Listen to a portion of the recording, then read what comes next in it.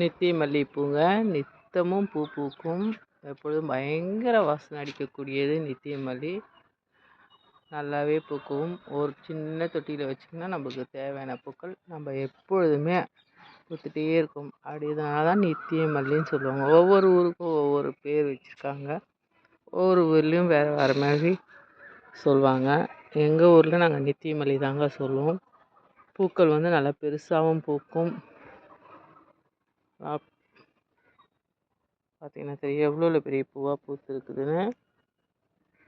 அதிக வாசனை கொடுக்குங்க. பயங்கர சென்ட் வாசனை வரும். ஈஸியாக ஒரு சின்ன குச்சி எங்கே கிடைச்சாலும் எடுத்துகிட்டு வந்து வச்சிங்கன்னா வந்துடும். நான்லாம் இவ்வளோ சைஸு தாங்க அந்த குச்சியை எடுத்துகிட்டு வந்து வைப்பேன். ரொம்ப பெருசாக வச்சுக்கல இந்த செடியை. சின்ன குச்சிலேயே வந்தது. நல்லாவே வருங்க. மாடியில் ஈஸி மெயின்டெனன்ஸு. மல்லினாவே ஈஸி தான். அது எல்லாத்த விட ஈஸி இது. ஈஸியாக வளர்க்கலாம். எல்லோரும் ட்ரை பண்ணாங்க. நித்தமும் பூ கொடுக்கறதுனால தான் இதுக்கு நித்திய மல்லின்னு பேர். இன்றைக்கி மட்டும் இவ்வளோ நித்திய மல்லி பூ இருக்குங்க. அவ்வளோ வாசனையாக இருக்கும். நாளைக்கு சாமி ரூமில் வைக்கும் போது